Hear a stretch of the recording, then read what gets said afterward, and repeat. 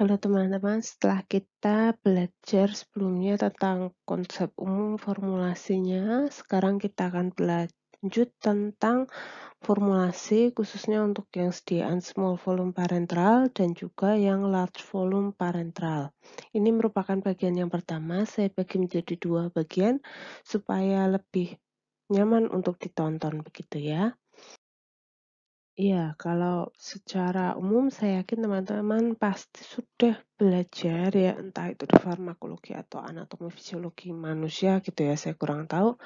Eee, Beberapa rute administrasi obat yang diberikan secara parenteral gitu ya. Ada beberapa rute seperti mulai intramuskular, di mana itu di jaringan otot, kemudian ada juga di intravena, ada juga subkutan ya dan juga intradermal ya, semuanya masing-masing punya tujuan sendiri ya yang mungkin sudah dijelaskan pada saat kuliah farmakologi. Nah, selain IM, IV, SC, intradermal, nah mungkin ada juga rute-rute lain seperti melalui apa namanya, intraspinal. Nah, itu juga bisa diberikan melalui rute tersebut. Nah, secara umum saya yakin juga sudah tahu bahwa sediaan parenteral itu memiliki beberapa persyaratan yang harus dipenuhi gitu ya. Yang jelas memang harus aman dan efektif ya supaya bisa memberikan manfaat bagi pasien dan juga tidak merugikan pasien ya.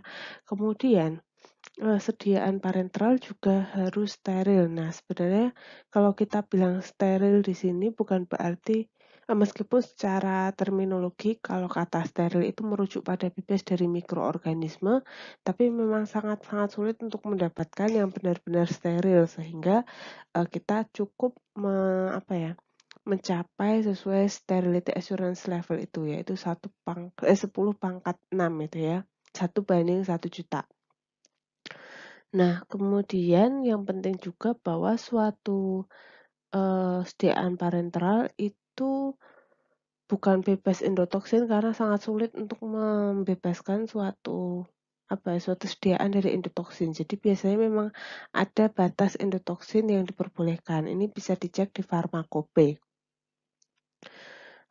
terutama di Farmakope di bagian ini, apa namanya, monografi yang sediaan resmi. Coba misalnya kalian buka injeksi ranitidin atau injeksi dexamethasone, kalian buka di situ atau bahkan water for injection, itu ada batas endotoksin yang diperbolehkan. Nah, kita bisa mengikuti batasan tersebut. Kemudian syarat lainnya adalah harus bebas partikel asing. Nah, partikel asing di sini apapun ya yang bukan berasal dari obatnya. Karena kalau hanya dikatakan bebas partikel itu tentu tidak akan relevan jika sediaannya adalah suspensi. Sehingga bebas partikel di sini adalah partikel asing yang memang tidak kita kehendaki di sini, entah itu serpihan kaca atau serat dari filter yang terlepas atau apapun itu. Kemudian dia harus memenuhi persyaratan kadar ya. Dan ini juga hmm, bisa kita cek, kita lihat di Farmakope yang monografi sediaan resmi ya. Biasanya kan ada setiap satu unit mengandung sekian sampai sekian persen, memang rata-rata sih 90 sampai 110% ya, dibandingkan yang tertera pada etiket gitu. Kemudian syarat lainnya memang sebisa mungkin harus isotonis gitu ya, memang ya itu sebisa mungkin memang kita menghendaki yang isotonis, cuma memang kadang, ada juga kondisi di mana dia tidak isotonis gitu. Kemudian kita harus membuatnya di area yang terkontrol ya, dengan fasilitas yang sudah saya jelaskan di penjelasan PPT sebelumnya ya. Dan yang terakhir, sebaiknya isohidris gitu. Isohidris, memiliki pH yang sama dengan cairan atau lingkungan di tempat di mana dia diberikan. Nah, untuk sediaan yang diberikan dalam bentuk small volume parenteral, itu terkadang isohidris itu sulit untuk dicapai gitu ya, karena, setiap obat itu punya karakter yang beda-beda gitu ya, sehingga tidak bisa kadang kita, pasang dia di pH 7,4 selalu, sehingga ada toleransi yang bisa diberikan. Nah, untuk isohidris ini kalau yang large volume parenteral itu wajib ya, karena isohidris ini berpengaruh terhadap perih tidaknya dia digunakan. Kalau misalnya large volume parenteral itu kan volumenya besar sekali. Nah, kalau volumenya sangat besar dan dia pH-nya sangat tidak sesuai, itu berbahaya, bisa menyebabkan nekrosis gitu. Atau plebitis juga bisa. Jadi harus hati-hati untuk yang large volume parenteral. Cuma untuk large volume parenteral, isohidris ini relatif lebih mudah dicapai. Kenapa? Karena Eee, tidak ada jarang sekali ada obat-obatnya ya, karena hanya, elektrolit-elektrolit tertentu, gitu. Nah, kalau yang sediaan steril lah yang small volume itu memang sulit untuk isohidris itu, tapi nggak masalah, karena darah itu punya kapasitas buffer sendiri sehingga dia bisa menerima sediaan dengan pH yang tidak sama. Tapi kalau kalian ingat buffer itu kan dia punya kapasitas ya, tidak bisa dalam jumlah besar dia menetralkan atau apa istilahnya mempertahankan pH di darah, sehingga kalau yang large volume memang harus isohidris ya supaya tidak merugikan. Nah, secara umum memang sediaan parenteral itu terbagi menjadi dua, ada yang small volume parenteral, ada juga yang large volume parenteral. Kalau yang small volume parenteral ini lebih merujuk pada obat-obatan yang diberikan bisa untuk dosis tunggal ataupun dosis ganda, ya dengan volume kurang dari 100 ml. Nah, ini rute pemberiannya bisa sangat variatif ya. Melalui beberapa rute tadi ada intravena, intramuskular, subkutan gitu, dengan tujuan utamanya lebih ke memberikan efek terapeutik atau tujuan-tujuan tertentu seperti untuk vaksinasi. Nah, sedangkan kalau yang large volume parenteral itu memang eh, digunakan untuk dosis tunggal ya dengan volume lebih 100 ml.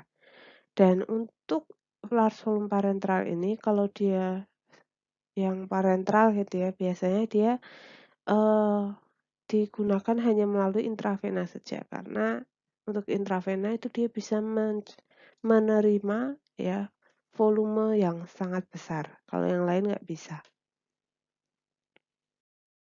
Nah, sekarang kita akan masuk ya ke bahasan tentang small volume parenteral. Ini saya akan bahas secara umum dulu. Nah, secara umum untuk yang sediaan-sediaan small volume parenteral itu ada beberapa bentuk sediaan yang tersedia gitu, seperti yang pertama dalam bentuk larutan, itu contoh sediaannya adalah, injeksi ranitidin. Kemudian ada juga serbuk steril yang nanti harus direkonstitusi untuk membentuk suatu larutan injeksi. Di sini contohnya adalah, eee, serbuk steril cefuroxim ya. Kemudian yang ketiga adalah serbuk steril yang nanti ketika direkonstitusi dia akan menjadi sebuah suspensi injeksi. Contohnya di sini kombinasi antara imipenem dan juga cilastatin ya. Lalu contoh yang lain untuk emulsi untuk injeksi ya, ini contoh obatnya adalah contoh sediaannya adalah propofol. Kemudian ada juga suspensi ya, sudah dalam bentuk suspensi untuk injeksi. Contohnya di sini adalah methylprednisolone sodium suksinat ya. Nah, ini contoh-contoh bentuk sediaan masing-masing punya karakteristik dan juga pertimbangan masing-masing ketika dia akan dibuat menjadi suatu sediaan gitu ya. Seperti contohnya kalau kita, ingin membuat suspensi, ya berarti kita perlu menambahkan bahan-bahan khusus di situ yang memang diperlukan untuk menjaga stabilitas dari ukuran partikelnya, stabilitas dari dispersibilitasnya. Nah, itu perlu dipertimbangkan dengan baik supaya sediaannya tetap stabil dan tidak membahayakan si pasien ya, termasuk dalam hal ini viskositas yang harus dikontrol ya, karena memang viskositas kan bisa membantu mencegah terjadinya apa namanya, pengendapan ya, tapi di satu sisi harus optimal karena sediaan itu harus bisa istilahnya seringgability-nya baik dan injectability-nya baik. Dia bisa ditarik atau bisa diambil menggunakan siring ya, disedot pakai siring. tapi dia juga bisa mudah diinjekkan, jangan sampai susah gitu ya, karena kalau semakin kental maka proses injeksinya atau pemberian tekanannya untuk penyuntikan tentu akan lebih besar. Nah, maka harus, diperhatikan betul. Sedangkan kalau untuk yang emosi terutama ini ya, untuk yang emosi yang harus diperhatikan adalah pemilihan emulgatornya. Pastikan pemilihan emulgator itu, cocok ya supaya, eee kompatibel, ya dalam hal ini termasuk pemilihan berdasarkan HLB-nya juga harus sesuai gitu ya. Nah biasanya kalau yang emulsi ini memang untuk keperluan nutrisi ya, biasanya kayak kalau pernah dengar istilah total parenteral nutrition, nah itu biasanya memang, emulsi yang dalam bentuk emulsi karena di situ melibatkan, karbohidrat dan protein yang dilarutkan di dalam air dan juga, eee, minyak atau lemak yang ada di situ. Nah, memang emulsi parenteral itu tujuannya ada beberapa tujuan seperti emulsi air dalam minyak ya, dan ini biasanya untuk melihat ada tidaknya alergi. Nah, ini biasanya diberikan melalui subkutan. Jadi, emulsi air dalam minyak di situ ditambahkan ekstrak alergen ya atau biasa kalau ada yang tes-tes alergi, nah itu biasa pakai sediaan emulsi air dalam minyak yang di dalamnya ada beberapa jenis alergen ya. Kemudian, ada juga sediaan depot lepas lama atau apa ya sih yang sustain release itu ya, yang depo, biasanya minyak dalam air juga, ya itu diberikan secara intramuskular ya, supaya lepasnya lebih perlahan. Seperti yang pernah saya sampaikan di pertemuan sebelumnya bahwa untuk yang injeksi itu bisa juga yang prolong atau sustained release dengan cara diberikan melalui intramuskular ya, dengan emulsi, nah itu bisa. Atau yang intravena juga bisa, yaitu emulsi nutrien, jadi TPN itu ya, total parenteral nutrition itu kan juga bisa lewat intravena ya.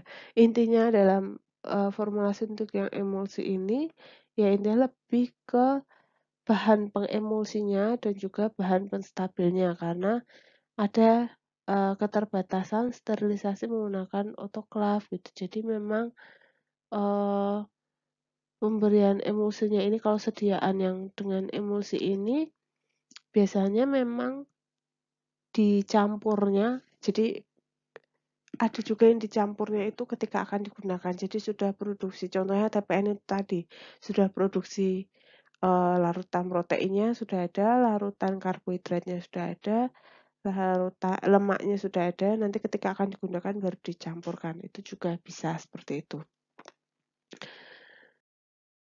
Nah, secara umum kalau prinsip formulasi dari small volume parenteral itu ada 4 aspek ya yang diperhatikan, mulai dari pengaruh rute dan juga pemberian obat, lalu pemilihan pembawa, zat tambahan yang diperlukan, dan juga terakhir bentuk atau tipe khusus sediaan parenteral yang harus diperhatikan. Nah, sekian dulu bahasan dari small volume parenteral dan large volume parenteral. Ini bagian yang pertama. Silakan nanti dilanjutkan untuk menyaksikan yang bagian kedua. Terima kasih.